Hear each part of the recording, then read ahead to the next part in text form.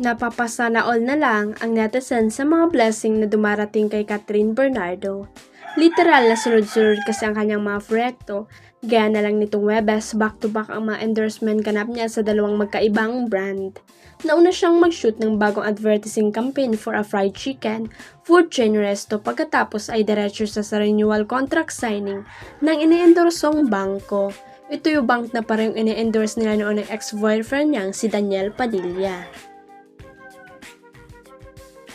Nakapag-renew na rin si Kat ng kontrata niya nakapag-shoot at pictorial pa para sa isang snack brand na pareho pa rin nilang ine-endorso ni Daniel. Ito yung brand na sumuporta sa tree planting activity ni Daniel noong birthday ng Incognito Star. Ang bongga dahil parehong may ganap at magkasunod ang shoot ng dating magkasintahan para sa nasabing brand kahit hindi sila magkasama.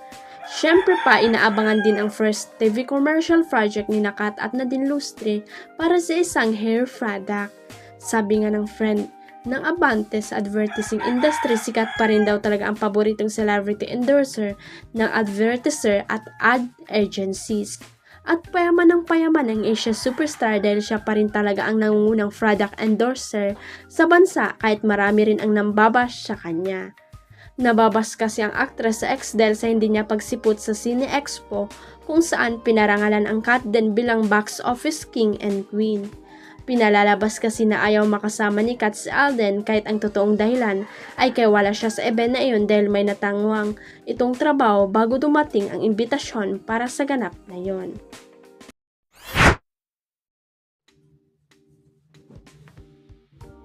Kasunod ng paglalabas ng payag ng BINI members na sina Colette, Juana at Stacy, ay nagsilita na rin ang GAT member na si Ethan David at Sean Castro hinggil sa kanilang kinasangkutang iskandalo. Sa official social media pages ng VIPA, mababasa ang payag ng GAT member at ang pag-amin nitong mali at hindi nararapat ang kanyang mga nagawa. Panimula ni Ethan, a video was uploaded featuring myself with a group of people. In that video, I was shown making certain crude motion as a joke towards another person and laughing about it. I want to begin by saying that I take full responsibility for my action and I sincerely apologize for the unnecessary gestures I made. Humingi rin ng tawad si Ethan sa madla lalo na sa mga taga-suporta niyang na-disappoint sa kanyang nagawang mali. I understand how offensive my actions appeared, and as a person who wants to show only the best of myself, I let everyone down.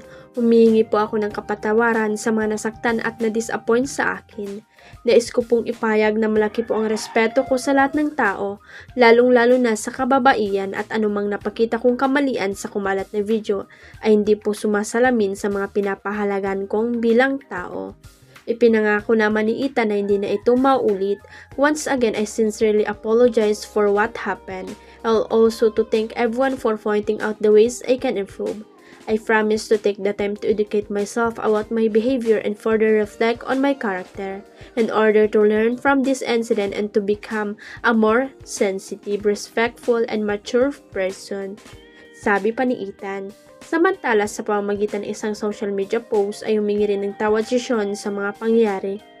Si Sean ang kasama ni Ethan sa paggawa ng malaswang kilos na mapapanood sa naturang video.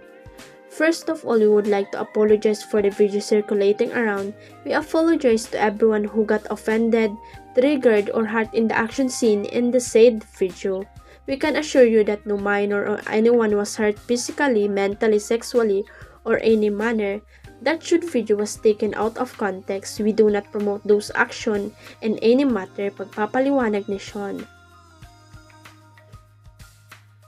Inamin rin ng binata na hindi magandang biro ang kanilang ginawa at nagpasalamat sa mga taong nag-all out sa kanilang ginawa. Maraming salamat sa pagsabi ng aming mga pagkakamali at aware na po kami sa lahat ng ito. Natuto na po kami sa mga ito at hindi na po ito maulit. Alam din po namin na hindi ito maliit na issue kaya we take accountability and responsibility for everything that was done. Sabi pa ng binata. Huwag kalimutang i-click ang subscribe button at i-ring ang notification bell para sa latest at legit chika updates.